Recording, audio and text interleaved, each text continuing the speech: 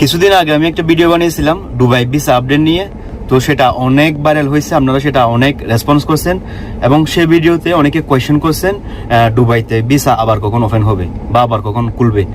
তো আমি একটা আপনাদেরকে ক্লিয়ারলি মেসেজ দিতে চাই, যেটা একটা দুবাইতে ভিসা লাগানোর জন্য লাস্ট অপশন ছিল আরবের ঘরের ভিসা, ড্রাইভার অথবা তাকবাকের ভিসা, সেটাও 3-4 দিন আগে সেটাও অফ করে দিছে। তো দুবাইতে এখন ভিসা সম্পূর্ণরূপে ক্লোজ। কিছু কিছু কন্টেন্ট ক্রিয়েটর আছে, তারা বলতেছে আগামী সপ্তাহে ভিসা খুলবে বা ভিসা খোলা আছে। তো তাদের কথায় কান দিয়ে প্রতারিত হবেন না, কেউ দালালের হাতে টাকা তুলে দিয়ে আপনারা প্রতারিত হবেন না। এবং যারা কোম্পানি থেকে ক্যান্সেল হচ্ছেন আরবের ঘরের ভিসা লাগানোর জন্য, আপনারা সেটা যদি করেন, বর্তমানে যদি ক্যান্সেল হন, অনেক বড় একটা বিপদে পড়ে যাবেন।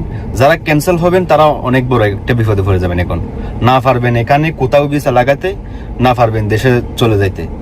তো আপনারা যে যেখানে আছেন, যে যে কোম্পানিতে আছেন, সেখানে ভিসা রিনিউ করেন। আর যারা বাংলাদেশ থেকে দুবাইতে আসার জন্য আগ্রহী, আপনারা একটু ধৈর্য ধরেন।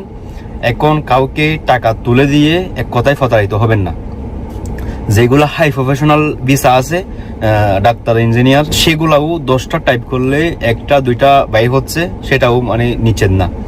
তো আপনারা অনেকে কোয়েশ্চেন করছেন ভিসা আবার কখন ওপেন হবে। দুবাইতে ভিসা কখন ওপেন হবে সেটা কেউ নিশ্চিতভাবে বলতে পারবে না, যতক্ষণ না পর্যন্ত এই দেশের হুকুমত, এই দেশের সরকার আবার আপডেট দেয়, ভিসা আপডেট দেয়। তো আপনারা যারা দুবাইতে আসার জন্য আগ্রহী, আমি আপনাদেরকে আবারও বলতেছি, আপনারা একটু ধৈর্য ধরেন। যখন ভিসা খুলবে তখন আমরা সবাই যেতে পারবেন। আকাশে তারা উঠলে সবাই সেটা দেখবে।